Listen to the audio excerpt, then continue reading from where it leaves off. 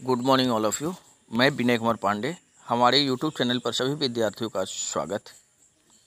आज मैं इस वीडियो के माध्यम से गौरा महादेवी वर्मा अभ्यास प्रश्न पाठ से मौखिक को स्पष्ट करने जा रहा। निम्नलिखित प्रश्नों के उत्तर संक्षेप में लिखें।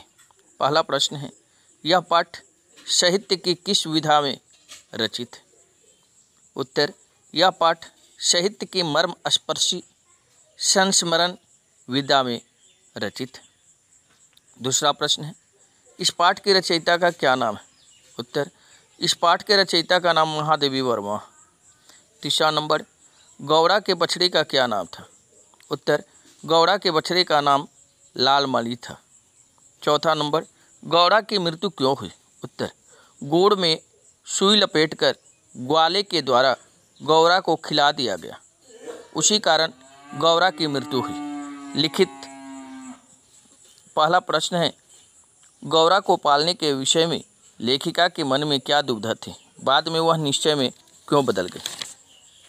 उत्तर, गौरा को पालने के विषय में लेखिका के मन में दुविधा यह थी कि वह पशु पक्षी और कोई जानवर को पालने में कभी रुचि नहीं रखा करती थी, लेकिन गौरा को देखते ही गाय पालने के संबंध में लेखिका की दुविधा निश्चय में बदल गई।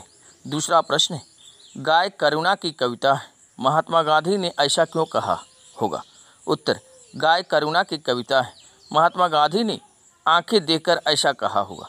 तीसरा नंबर, गौरा के रूप सौंदर्य का वर्णन अपने शब्दों में कीजिए। उत्तर, पुष्ट लचीले पैर, ऊंचे भरे पुट्ठे, चिकनी भरी हुई पीठ, लंबी सुडौल गर्दन, निकलते हुए छोटे छोटे सींग, कमल की दो अधखुली पंखुड़ियों जैसे कान, लंबी और काले सघन चामर का स्मरण दिलाने वाली पूंछ।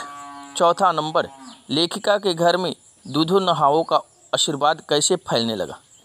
उत्तर, गौरा प्रातः शाम 12 लीटर के लगभग दूध देती थी, इसी के चलते लेखिका के घर में दूधो नहाओं का आशीर्वाद फैलने लगा।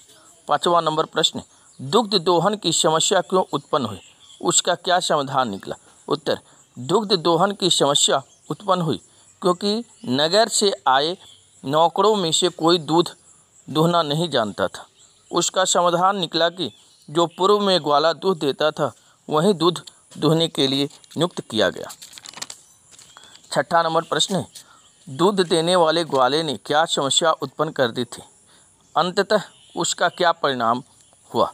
उत्तर, दूध देने वाले ग्वाले ने गुड़ में सुई लपेटकर गाय को खिला दिया था, जिससे गाय के मुख को छेद कर रही थी।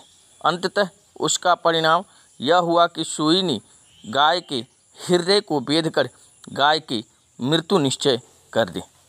सातवां नंबर, गौरा की क्रमिक मृत्यु मर्मात्मक स्थिति का वर्णन अपने शब्दों में कीजिए। उत्तर, गौरा की क्रमिक मृत्यु से जब गौरा को ले जाते समय मानो करुणा का समुद्र उमड़ आया, पर लालमणि खेल समझ उछलता कूदता रहा। आठवां नंबर, लालमणि का रूप आकार कैसा था? उत्तर, लालमणि का रूप आकार श्वेत तिलक जैसा था। 9 नंबर, मेरा गोपालक देश में कौन सी ग्लानि और वेदना उभर कर सामने आई? मैं अपने अनुभव के द्वारा इस प्रश्न का उत्तर इस तरह से स्पष्ट करने जा रहा। यह जो भारत जो देश जो है वह ऋषि मुनियों का देश है। यहाँ गायों की पूजा की जाती है, जो ग्वाले के द्वारा गुड़ में सुई को मिलाकर उसकी मृत्यु कर दी गई, और वह एक पाप है। मेरा गोपालक देश में गाय न पालने की ग्लानि और वेदना उभर कर सामने आई है कि ऐसा अगर स्थिति हो रहा है तो अपने भारत देश में गाय पालने की परंपरा को ही खत्म कर देनी चाहिए।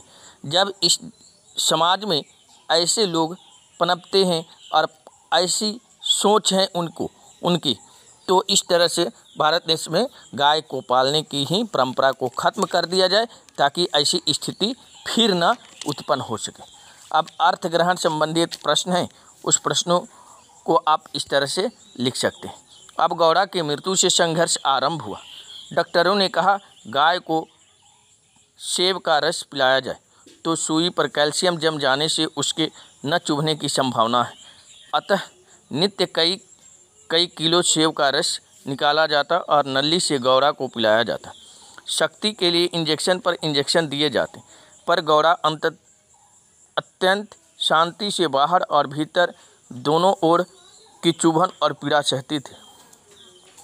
पहला प्रश्न है, गौड़ा के बारे में डॉक्टरों ने क्या परामर्श दिया? उत्तर, गौड़ा के बारे में डॉक्टरों ने परामर्श दिया कि गौड़ा को सेब का रस पिलाया जाए। दूसरा प्रश्न, सेब का रस क्या कर सकता था? उत्तर, सेब का रस सुई पर कैल्शियम जम जाने से उसके न चुभने की संभावना है। तीसरा प्रश्न, सेब का रस कैसे पिलाया जाता था?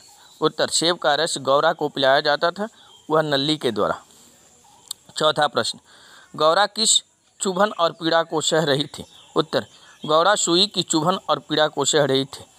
अब बहुविकल्पीय प्रश्न है जो विद्यार्थी स्वयं अपने से कर सकते हैं। तो अगर यह वीडियो आप लोग को अच्छी लगी हो तो इस वीडियो के लिए आप लोग लाइक कर सकते हैं तथा ज़्यादा से ज़्यादा शेयर कर सकते हैं।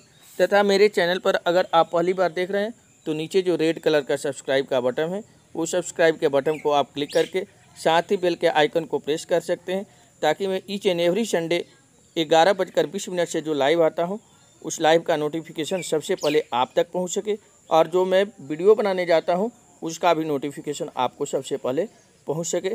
Thanks all of you, have nice day.